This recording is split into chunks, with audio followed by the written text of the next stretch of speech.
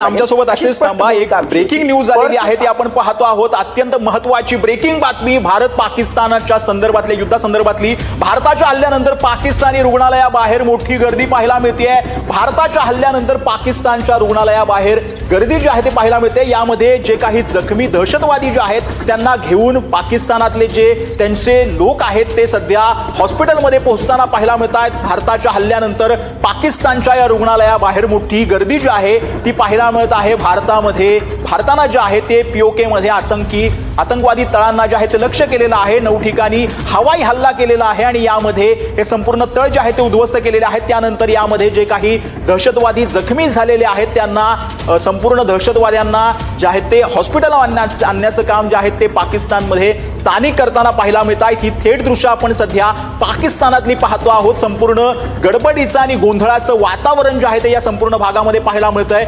भारतामध्ये जे आहे ते भारताकडनं हा संपूर्ण एअर स्ट्राईक करण्यात आला आणि याच्यामध्ये जवळपास 9 दहशतवादी ठिकाणांना लक्ष्य करण्यात आलेलं होतं। त्यानंतरला हा संपूर्ण भागामध्ये जे काही दहशतवादी जखमी झालेले आहेत या हल्ल्यामध्ये त्यांना पाकिस्तानच्या रुग्णालयांमध्ये जे आहे ते दाखल करण्यात येतंय आणि त्यांना वाचवण्याचा जो प्रयत्न आहे तो पाकिस्तानचे स्थानिक जे आहेत ते करताना पाहायला मिळत आहेत। भारताच्या हल्ल्यानंतर पाकिस्तानी रुग्णालयांबाहेर ही गर्दी पाहायला मिळत आहे। भारताकडून ऑपरेशन सिंदूरच्या माध्यमातून करारा जबाब जो आहे तो देण्यात आलेला आहे।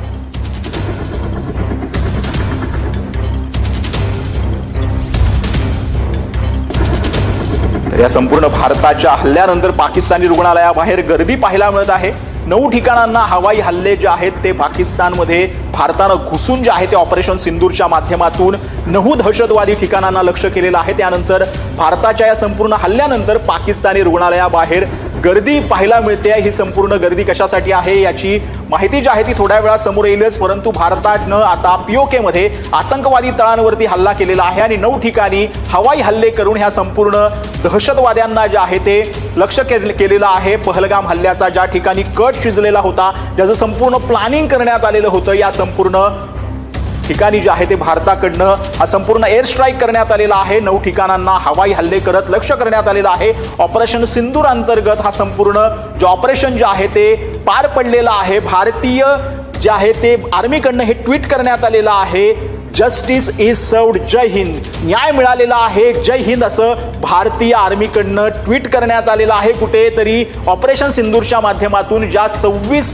जणांनी आपला जीव जो आहे तो गमावलेला होता, माता भगिनींचं कुंकू पुसण्यात आलेलं होतं, त्यानंतर या कुंकवाचा बदला घेत भारतानं ऑपरेशन सिंदूर राबवलं आणि यामधून पीओके मध्ये जाऊन पाकिस्तानामध्ये घुसून ज्या ठिकाणी हे 9 दहशतवादी तळ होते त्यांच्यावरती पाकिस्तानमध्ये जाऊन हल्ला केलेला आहे आणि हे संपूर्ण तळ जे आहेत ते उद्ध्वस्त केलेले आहेत भारतानं।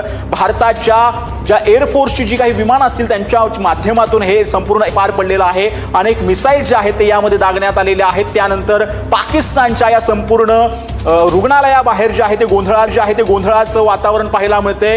गर्दी जी आहे ती बाहेर जी आहे ती पाहायला मिळत आहे। ऑपरेशन सिंदूरच्या माध्यमातून भारतानं बैठक उद्या सकाळी 10 वाजता बोलावण्यात आलेली आहे। संपूर्ण हल्ला केल्यानंतर भारतानं जे आहे ते संपूर्ण या प्रकरणाची माहिती जी आहे ती राष्ट्रीय सुरक्षा सल्लागार अजित डोवाल यांनी अमेरिकेमध्ये देखील राष्ट्रीय सुरक्षा सल्लागार यांना दिलेली आहे। त्यानंतर डोनाल्ड ट्रम्प यांनी देखील प्रतिक्रिया दिलेली होती। या संपूर्ण प्रकरण भारताकडून जे आहे ती कूटनीतीचा अध्याय आणि भारतानं आता आपला बदला घेतल्याचं बोललं जातंय। ऑपरेशन सिंदूरच्या अंतर्गत हा संपूर्ण Pahalgam terror attack, justice is served, जय हिंद असं ट्विट जे आहे ते देखील आर्मीकडनं करण्यात आलेलं आहे। न्याय मिळालेला आहे, जय हिंद असं जे आहे ते आर्मीनं म्हटलेलं आहे। ऑपरेशन सिंदूर जे आहे ते भारताकडनं राबवण्यात आलंय आणि पाकिस्तानला त्याची जागा दाखवण्याचं काम सध्या भारतानं केल्याचं बोललं जात आहे। कुठेतरी देशभावना जी आहे ती होती, ज्या वेळेला 26 जणांना निष्पाप लोकांना या पाकिस्तानच्या दहशतवाद्यांनी जे आहे ते मारलेलं होतं, त्यानंतर संपूर्ण देशभरातून रोज जो आहे तो पाहायला मिळत होता आणि पाकिस्तानला यावेळेला